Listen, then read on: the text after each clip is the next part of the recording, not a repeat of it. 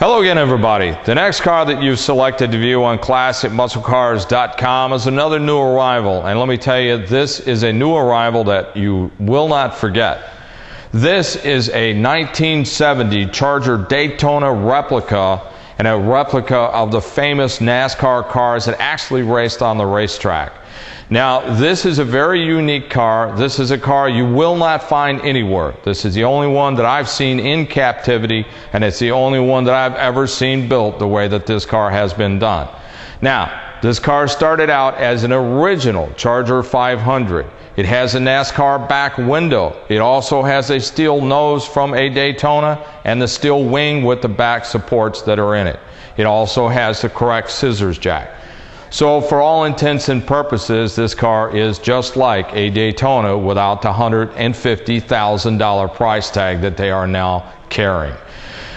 We also have some very rare racing memorabilia that's going to go with this car, and it's very important because, for example, this is from the Atlanta International Raceway. This is an actual program, and also from the Dixie 500. So when you go through this, what is very unique about it, and I've got some pages marked here, you will see some of the cars that actually race just like this car, the way this car looks, and you can get an idea of how correctly that it was done.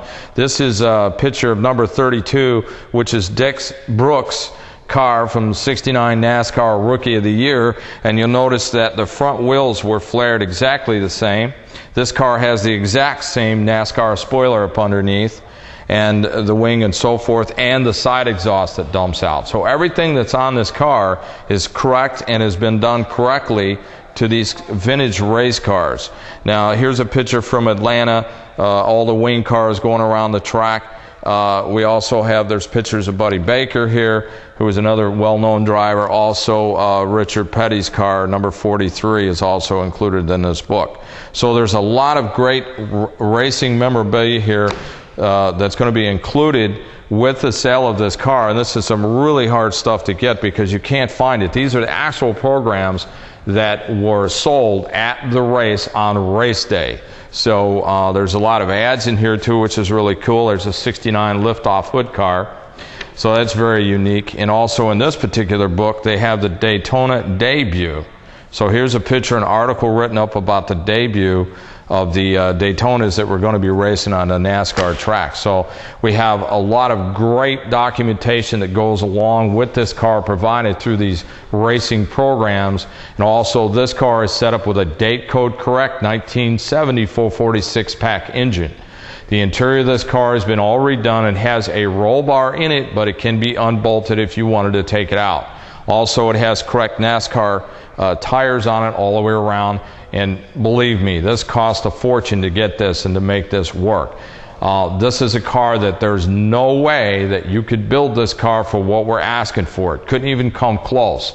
Right now, Hemi Cuda convertibles, for example, clones are bringing $150,000.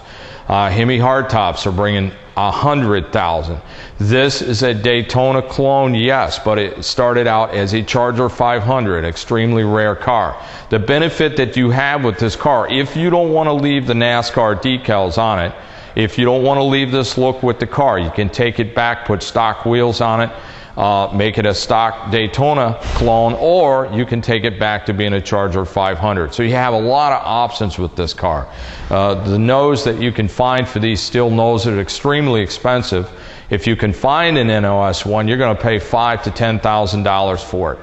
And it's very hard to even find an original nose and an original wing for one of these cars. The reproductions that they're making on some of these now are fiberglass. They're not the same. They may give you that look, but it's not the same as having the real part. So this car has got a lot of integrity in it. There's some signed decals on it. There's a Edelbrock decal on both sides of the quarter panels that is signed by Jim Edelbrock. So that's kind of a cool thing. Also, there's Grand Spalding decals that were custom made for this car, but Grand Spalding Dodge did not race NASCAR. They were mainly on the drag strip, and they had all their sponsorships to drag racing. So Mr. Norm has seen this car. However, we did a video with him recently, and you can view that on classicmusclecars.com. He was very impressed with it because it's a fantastic car that was built to be a replica of the famous cars that raced at Daytona, and we have all the supporting documentation. So if you want to get any more information about this car, give Ed a call at 847-526-5950. He can get you more pictures, he can give you more information, but I will tell you that as far as I know, this is the only one I've ever seen built like this. So this car won't last long here, so get a hold of Ed and talk to him about it, because this is a piece of history for this car being built the way it is. So it's very impressive, and there's all kinds of things that you could do with it, and there's all kinds of possibilities. So I'm going to turn you over to Jeremy. He's going to give you a walk around with the car. We're leaving the trunk off on this car. It has 4 hood pins that hold it down. That is correct. He's going to show you how that is. It's off the car now so that he can go around the video and show you the fuel cell and so forth in the trunk of this car. So I'm going to turn it over to Jeremy now. All right, here it is. Let's take a good long look at this Daytona. This is pretty tough, so we're just going to take our time. Let's start at the front and work our way back. The headlights are in the front grille there. And you have on the driver's side here, this is an air intake that goes into the engine compartment. On the hood, Miller Beer since 1855. 440 6-pack, 375 HP.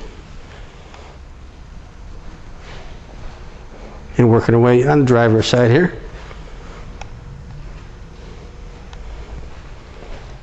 Actually, it's better when I stand in front of this thing. Let's try that. Let's kill some lights. Hey, let's try that.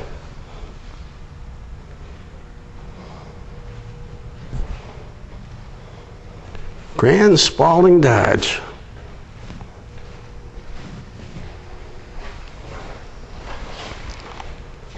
And here's where the Edelbrock sticker has been signed by Jim Edelbrock.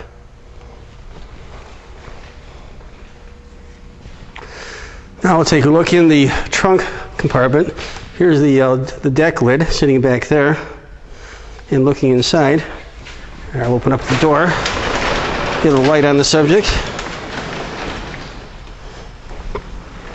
The battery, the jack, and the fuel cell.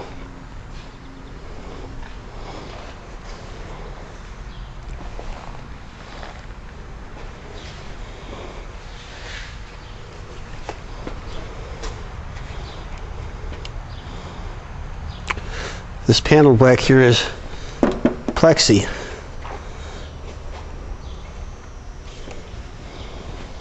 Coming along the passenger side, once again here, signed by Jim Edelbrock.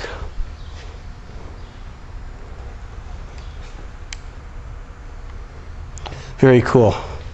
I like this. You have no friends at 200 miles per hour.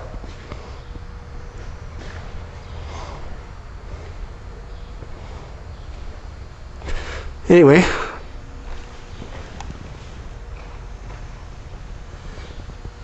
very impressive car.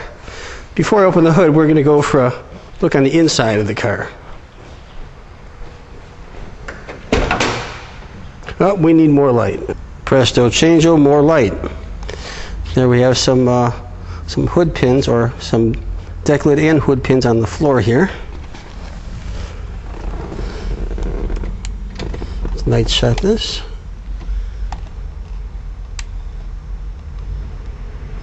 $17,538 on the odometer.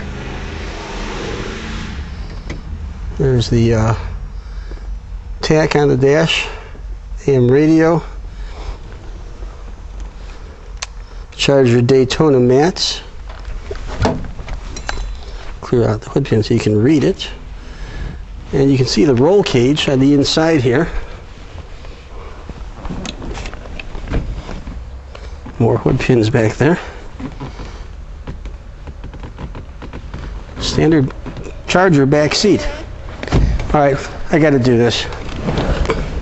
Here we go. We're going to start this thing.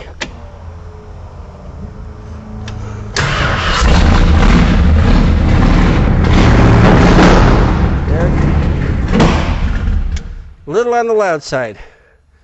Anyway, that was very loud. Hope the microphone survived. There's the console shift. Now we'll pop open the engine compartment. See if I can do this one-handed. In fact, I can. Let me get some more light. More light.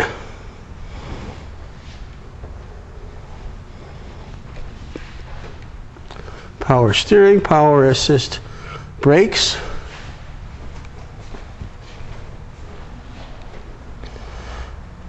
Nice and clean. Oops. A little bit dark there. With that 446 barrel air cleaner. Looking at this in the front here, it's an air scoop. It runs to this tube into the engine compartment. And while we're here, let's take a look at the fender tag. See if I can get in there to see that. Special handling car. Okay, fine. Anyway, not much more I can say about this, but this is a really cool car. And you're not going to see it around very long.